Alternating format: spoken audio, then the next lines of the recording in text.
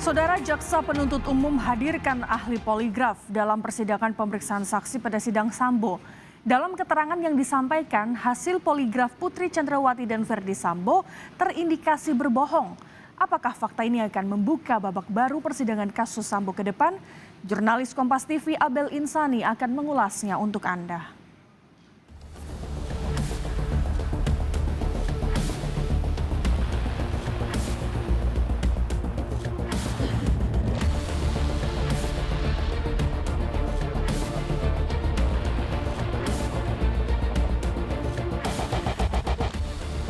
Dalam pertanyaan, apakah Anda berselingkuh dengan Joshua? Apakah Anda berselingkuh dengan Joshua di Magelang? Dan apakah Anda berselingkuh dengan Joshua selama di Magelang? Pada saat itu Anda menjawab apa? Tidak. Tidak. Anda tahu hasil jawabannya? Tidak. Tidak tahu juga. Tidak ada yang memberitahu kepada saudara? Tidak. Di sini Anda diindikasi berbohong.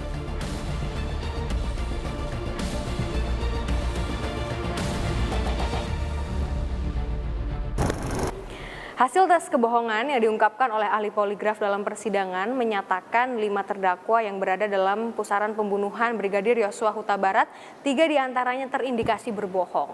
Memang ini disebutkan ada minus, ada juga plus. Kalau minus ini artinya terindikasi berbohong, dan kalau plus ini terindikasi jujur. Nah, dari 3 orang yang sudah dites, ini terindikasi berbohong karena nilainya minus. Kita akan lihat hasil dari 5 terdakwa yang sudah dites kebohongan. Yang pertama, ini ada Putri Chandrawati.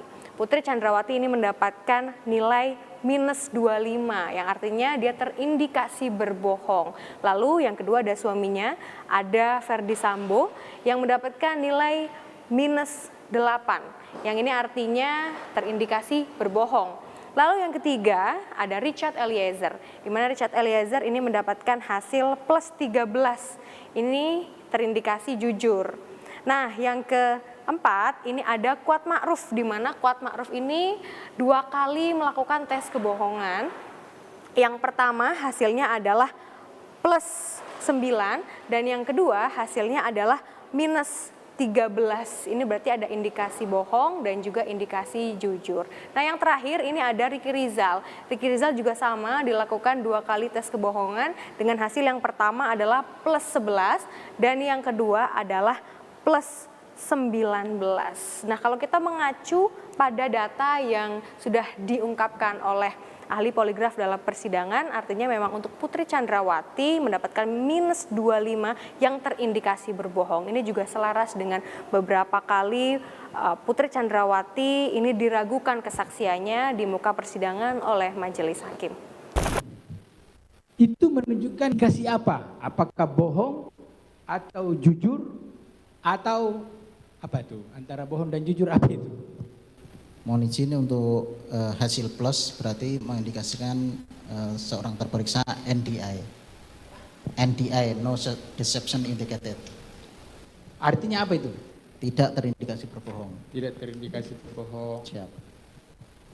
Kalau terdakwa Sambo apa? Terindikasinya apa?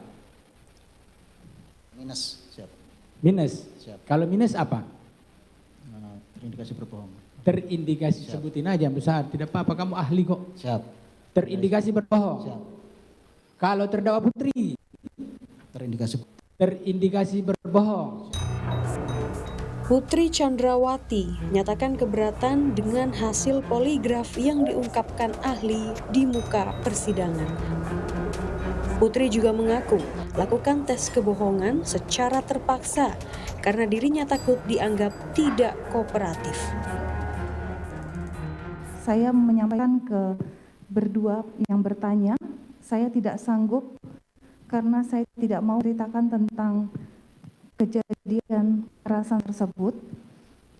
Namun salah satu pemeriksa menyampaikan ibu harus menceritakan karena ibu sudah di sini.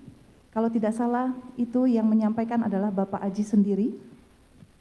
Saya menangis karena di dalam ruangan itu hanya ada 2 orang pria. Saya harus menceritakan peristiwa kekerasan seksual yang saya alami.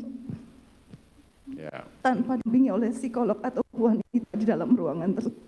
Baik. Dan saat itu saya hanya bisa menangis, tapi diminta untuk melanjutkan. Dan saya melanjutkan karena saya takut dibilang tidak kooperatif dalam pemerintahan. Terima kasih Yang Mulia. Tak hanya Putri Chandrawati, Ferdi Sambo juga nyatakan keberatan atas hasil tes kebohongan yang dibacakan ahli poligraf. Menurut Ferdi Sambo, isu yang ditanyakan kepada Putri Chandrawati saat tes kebohongan tidak sesuai dengan perkara 340 atau pembunuhan berencana. Sambo juga meminta pemeriksaan dilakukan secara independen, bukan titipan penyidik. Kami ingin menyampaikan bahwa sangatlah disayangkan dalam pembuktian yang dilakukan oleh Puslapor ini hanya berdasarkan isu kemudian titipan penyidik. Ahli harusnya mengetahui dampak yang ahli berikan terhadap hasil ini kepada keluarga saya. Tapi inilah faktanya Yang Mulia. Tidak ada hubungannya dengan perkara 340 ahli tanyakan ke istri saya. Ya, nanti majelis akan menilainya. Terima kasih Yang Mulia. Itu saja tanggapan saudara. Ke depan sebaiknya berdasarkan fakta dan independensi dari ahli ini, bukan dari penyidik. Baik, nanti majelis yang akan menilai. Saat keterangan diragukan, kesaksian diragukan, lie detector beraksi. Tapi apakah lie detector ini bisa menjadi acuan bahwa saksi ini berbohong atau jujur? Atau hanya sebagai pertimbangan saja, alat bantu untuk menemukan fakta-fakta baru di pengadilan? Abel Insani, Julian Fernando, Kompas TV, Jakarta.